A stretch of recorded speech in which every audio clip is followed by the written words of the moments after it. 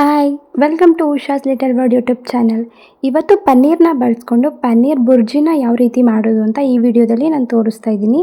ಅದಕ್ಕೂ ಮೊದಲು ಯಾರು ನನ್ನ ಚಾನಲ್ನ ಸಬ್ಸ್ಕ್ರೈಬ್ ಮಾಡದೆ ನೋಡ್ತಿದ್ದೀರಾ ದಯವಿಟ್ಟು ಸಬ್ಸ್ಕ್ರೈಬ್ ಮಾಡಿಕೊಂಡು ನೋಡಿ, ಹಾಗೆ ಲೈಕ್ ಮಾಡಿ ಮತ್ತು ಕಮೆಂಟ್ ಮಾಡೋದನ್ನು ಮರಿಬೇಡಿ. ನೀವು ಸಬ್ಸ್ಕ್ರೈಬ್ ಮಾಡಿಕೊಂಡು ನೋಡೋದ್ರಿಂದ ನಾನು ಹಾಕೋ ನೆಕ್ಸ್ಟ್ ವಿಡಿಯೋ ನೋಟಿಫಿಕೇಷನ್ ಮೊದಲು ನಿಮಗೆ ಬರುತ್ತೆ. ನಾನು ಯಾವುದೇ ವೀಡಿಯೋಸ್ನ ಅಪ್ಲೋಡ್ ಮಾಡಿದ್ರೂ ಫಸ್ಟ್ ನೀವೇ ನೋಡ್ಬೋದು. ಹಾಗಿದ್ರೆ ಇವಾಗ ಸ್ಟಾರ್ಟ್ ಮಾಡೋಣ ಬನ್ನಿ. ಮೊದಲಿಗೆ ಒಂದು ಪೇಸ್ಟ್ನ ರೆಡಿ ಮಾಡ್ಕೋಬೇಕು. ಆ ಪೇಸ್ಟ್ನ ರೆಡಿ ಮಾಡ್ಕೊಳೋದಕ್ಕೆ ನಾನೊಂದು ಬೌಲ್ಗೆ ಫಸ್ಟು ಒಂದು ಸ್ವಲ್ಪ ಮೊಸರನ್ನ ಆ್ಯಡ್ ಮಾಡಿಕೊಂಡು ಅದಕ್ಕೆ 2 ಸ್ಪೂನ್ ಆಗೋಷ್ಟು ಧನಿಯಾ ಪೌಡರ್ನ ಆ್ಯಡ್ ಮಾಡ್ಕೋತಿದ್ದೀನಿ. ಮತ್ತು 1 ಸ್ಪೂನ್ ರೆಡ್ ಚಿಲ್ಲಿ ಪೌಡರ್, ಮತ್ತು 1 ಸ್ಪೂನ್ ಆಗೋಷ್ಟು ಗರಂ ಮಸಾಲ, ಮತ್ತು 1 ಸ್ಪೂನ್ ಸಾಲ್ಟ್, ಮತ್ತು 1/4 ಟೇಬಲ್ ಸ್ಪೂನಷ್ಟು ಅರಿಶಿನ ಪುಡಿನ ಆ್ಯಡ್ ಮಾಡಿಕೊಂಡು ಇಷ್ಟನ್ನು ಹಾಕ್ಕೊಂಡು ಚೆನ್ನಾಗಿ ಮಿಕ್ಸ್ ಮಾಡ್ಕೋತಿದ್ದೀನಿ. ಈ ಥರ ಏನು ಗಂಟಿಲ್ಲದೆ ಲಮ್ಸ್ ಇಲ್ಲದೆ ಇರೋ ಥರ ಚೆನ್ನಾಗಿ ನೀವು ಈ ಥರ ನೈಸಾಗಿ ಪೇಸ್ಟ್ ಥರ ಮಾಡ್ಕೋಬೇಕಾಗುತ್ತೆ.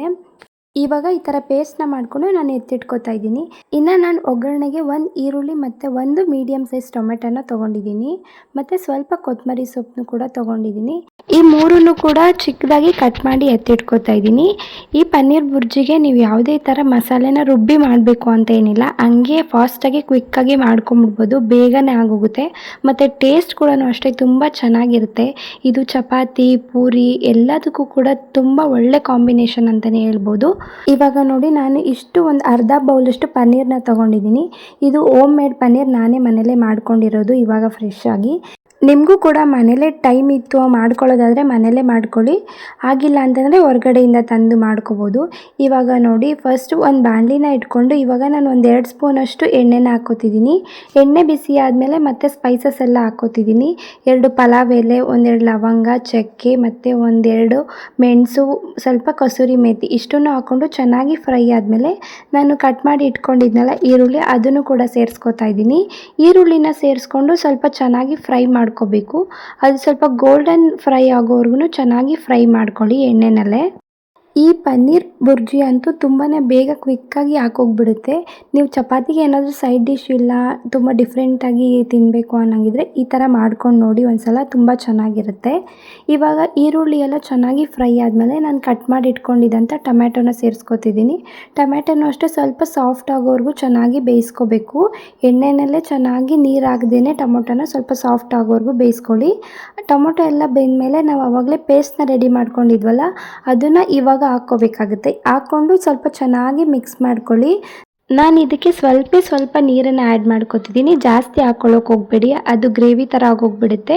ನಾನು ಆ ಬೌಲ್ಗೆ ಸ್ವಲ್ಪ ನೀರನ್ನು ಹಾಕ್ಕೊಂಡು ಮಾತ್ರ ಇದಕ್ಕೆ ಸೇರಿಸ್ಕೊತಾ ಇದ್ದೀನಿ.